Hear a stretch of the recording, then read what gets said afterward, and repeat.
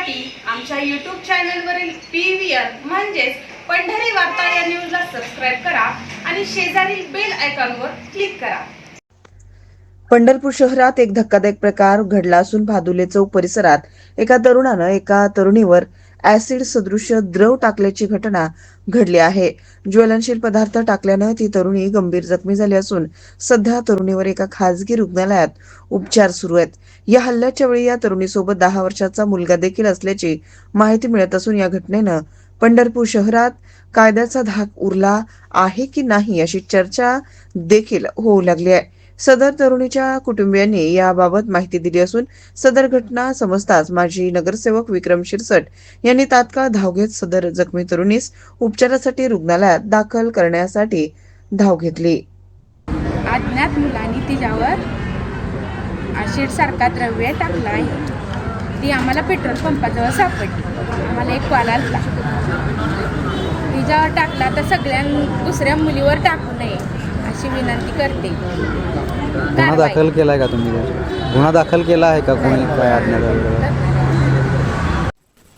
Patient तेव्हा मला काय आलं की त्याच्यावर ऍसिड अटॅक. इथं आलं की देशमुख आणि आमची टीम ह्यांनी मिळून त्याला वॉश दिला. त्यामुळे पुढचं जे जळण आहे डोळ्याचं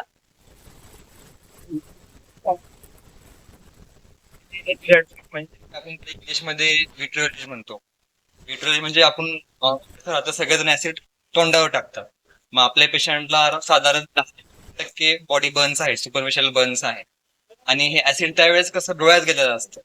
आणि हे सगळं झाल्यामुळे कसं पेशंटच्या सौंदर्यावरती तर परिणाम होतोच, पण ऍसिड डोळ्यात गेल्यामुळे पेशंटला लाईफ लॉंग ब्लाइंडनेस येऊ शकतो. लाईफ लॉंग त्याला आंधळेपणा येतो. म्हणजे ते ऍसिड डोळ्यात गेल्यामुळे काय होतं, डोळ्यामधले स्टेम सेल्स जळतात.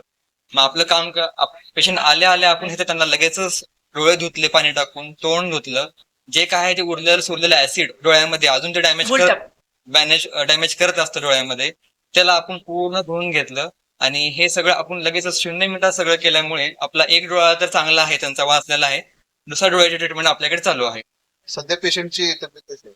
पैशात स्थिर आहे, पण विद्रुपता आणि अपंगत्व आयुष्याचं येतं. तर ते थोडक्यात ती आग लागलेली आहे, ती आम्ही थांबवू शकलो. म्हणजे डोळ्याला भूल दिली आणि आतून डोळा सगळा स्वच्छ करून घेतला गेला. म्हणजे बेसिकली त्यांचं आपण पुढचं लाईफ लॉंग ब्लाइंडनेस म्हणजे आंधळेपण आपण त्यांचा विथ आंधळे झाले असते तो पेशंट आपण कमी लगेचच त्यांना ट्रीटमेंट चालू करून त्यांचं पुढचं डॅमेज आपण वाचवलेलं आहे. डॅमेज कंट्रोल केलंय.